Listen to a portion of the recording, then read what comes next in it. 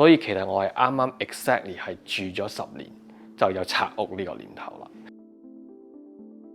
但係而家好似拆到咁樣空晒咧，又完全啲好唔同嘅，咁就都好期待今日嘅。咁就唔捨得，咁有少少啦，因為呢間屋都住咗10年啦嘛，起碼都，咁亦都，但係亦都希望係可以盡快搞掂，去 looking forward 住嘅新屋裏邊。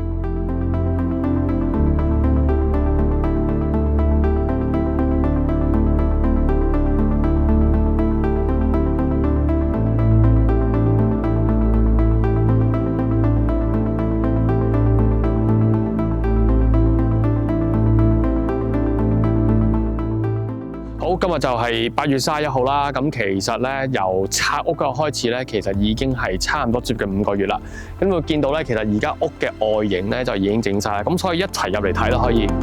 其實今日再邀請你翻嚟嘅時候咧，今日就係10月16號啦。咁我哋間屋咧今日咧就去 pass 咗嗰個 inspection 叫做 framing inspection。咁其實呢個都係一個好大嘅 milestone 嚟嘅。其實一路起緊嘅時候咧，其實亦都有好多小問題要處理嘅。譬如係啲咩咧？譬如話我本來我個仔女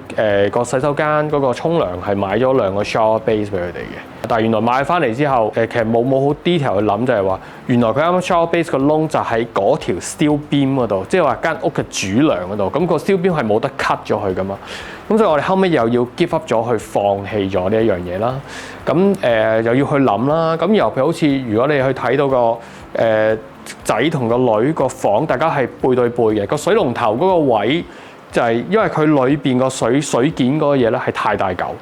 佢哋唔可以大家做到係同一個高度，所以有一個就要低啲，有一個就會高啲。咁所以我而家就將阿仔嗰個咧就擺高啲，我哋預佢係會生得高啲嘅。咁所以個水龍頭嗰個位就要改啦。咁同埋我哋亦都好想去做，譬如話嗰啲沖涼 shower 啲咧係好似有個窿喺度擺嗰啲洗頭水啊、沖涼液啊嗰啲地方。咁阿女間房係冇，我哋主人房都冇，阿仔間房就有。因為亦都係睇下間屋嗰個位個結構嘅時候去做呢樣嘢會唔會 make sense 啊？其實係可以做到嘅，但係可能話因為如果做呢樣嘢嘅時候咧，會有高啲機會去滲水啦，或者因為要做呢樣嘢嘅時候，你要俾多好多錢去做一個防水嘅時候，咁我哋要有個取捨喺裏邊咯。咁所以喺畫圖同埋 design 裏邊嘅時候，同真係到實行嘅時候係會有少少唔同。咁所以呢啲咁嘅決定亦都要去做咯。喺間屋嘅時候，咁其實每日都會有呢啲好少少好濕碎嘅問題。但係亦都要去處理，亦都去解決咯。咁當然啦，如果你話呢間可能係我買嚟去投資嘅屋，諗住起完就去賣嘅時候，我諗我就唔會咁介意呢啲咁嘅細節位啦。咁總之就快脆脆起咗去，賣咗佢個好價錢已經 OK。所以其實我諗今日起一間屋嘅時候，有幾樣嘢要去諗啦。首先就係你今日想起呢間屋嘅時候，係要自己諗住去投資，定係自己住先 ？OK。投資就可以好簡單，你可以諗下就話你需要幾多回報，你想起出嚟有幾咁容易賣，或者幾咁即係豪華去俾人有感覺。咁呢另外一個方向，咁然後再計個 budget 嘅時候，我覺得相對簡單啲咯。咁自住嚟講咧，我諗就係睇下自己因應自己嗰個負擔嘅能力，同埋自己嘅需要係去起啲乜嘢啦。咁譬如話好似我都會講過啦，就係話我將嗰個去水嗰個喉改咗做 cast iron 用銅喉嘅，因為我覺得會靜啲。即係呢樣嘢對我嚟講，我覺得好重要啊！我好唔中意嘅，咁可能要加錢我都會去做。我諗其實用市價或者常人嘅想法咧，其實我諗冇乜人就係好似我咁做嘅。即係如果用一個數字嚟去計嘅時候，但係我會覺得就係如果一間自己住嘅屋，我會仲個年紀仲係叫做有氣有力，仲可以跟到呢個 project， 或者話我仲有我個 career 可以繼續負擔到呢樣嘢嘅時候，咁我 rather 而家去做呢樣嘢，好過真係等我到退休可能60歲先至走去做呢樣嘢。啲人成日都講話早買早享受，係咪？咁你不如或者早啲做嘅時候，你自己早享受咗佢呢一樣嘢，令到你安居又可以樂業嘅時候，我覺得反而係會更加之重要。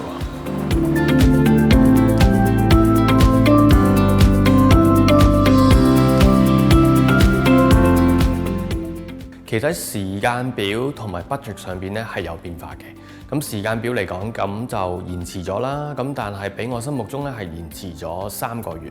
我再同我表達講翻咧，其實如果我係想去起我呢一個質素嘅屋嘅時候咧，其實佢話應該要起2年嘅。咁 budget 上邊亦都係比我嘅預算係多咗嘅。我諗我好彩嘅時候就係喺好早係啱啱入行嘅時候咧，即係做咗一啲即係覺得比較好嘅 financial planning。當初嘅時候咧，亦都儲咗一筆比較可觀嘅錢喺啲保單裏邊啦。咁但係喺起屋個過程嘅時候，budget 預算咗啦，咁梗係要周圍去揾啦，就話咁究竟就話呢樣嘢我又想要去買去做，啲錢又喺邊度嚟咧？咁好慶幸就係話可以喺保單裏邊借到啲錢出嚟去用，去完成咗呢一個目標咯。咁借出嚟用嘅好處就係話，你借出嚟，咁你有筆錢去用，而你張保單亦都係唔需要停止，亦都係有繼續保障我屋企嘅。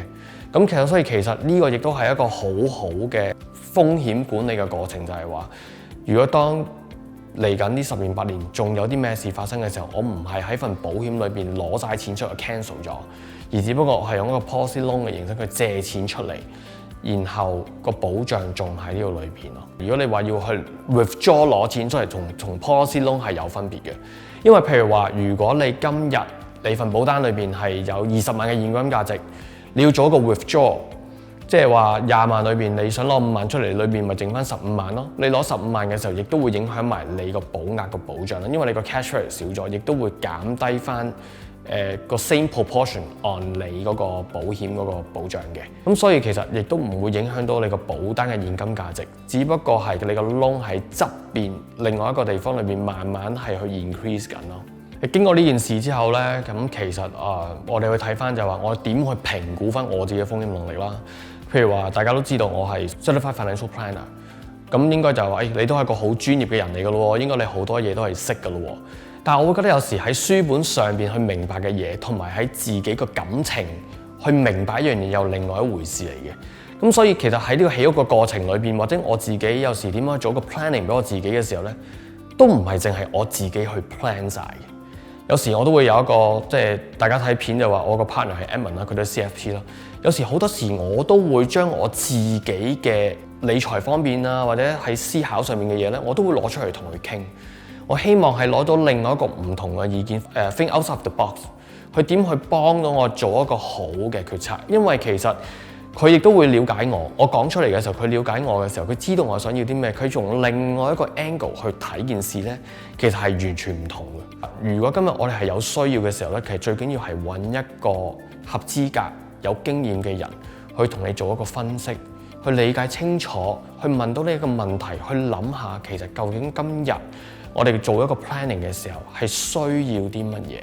去點樣去評估你嘅風險，點樣評估你嗰個 cost and benefit。咁我覺得呢樣嘢係最重要咯。咁所以我諗我哋嘅價值就喺呢度，就係話我哋會問到你一啲你之前係完全冇諗過嘅問題，去點樣去做好一個理財計劃去俾你哋咯。